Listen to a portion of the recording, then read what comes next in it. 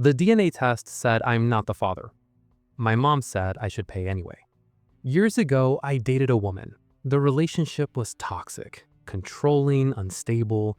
We broke up badly and cut contact. I moved on, built a stable job, saved responsibly. Then, out of nowhere, she reappeared with a 5-year-old boy.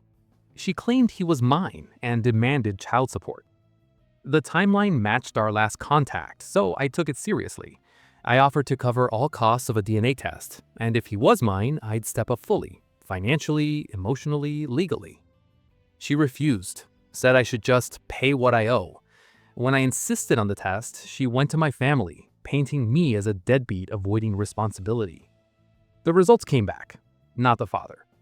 She wasn't embarrassed. She was angry at the result, said it was unfair she wouldn't get the money.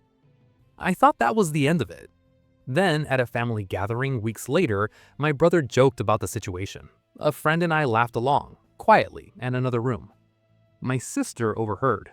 She stormed in, shoved me against the wall, and yelled we were mocking a poor single mother. Later, she called a family meeting. With my parents present, she accused me of forcing her into single motherhood and said I had a moral obligation to support the child. My dad defended me.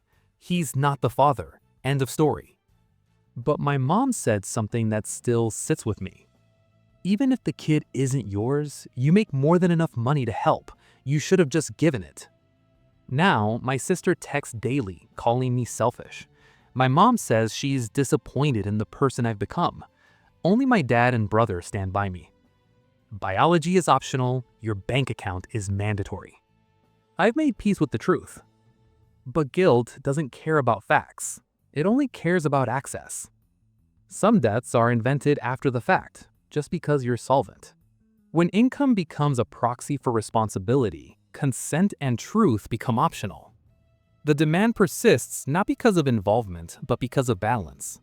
And when family enforces payment despite legal exoneration, refusal reads not as justice, but as betrayal. The real extraction isn't the money.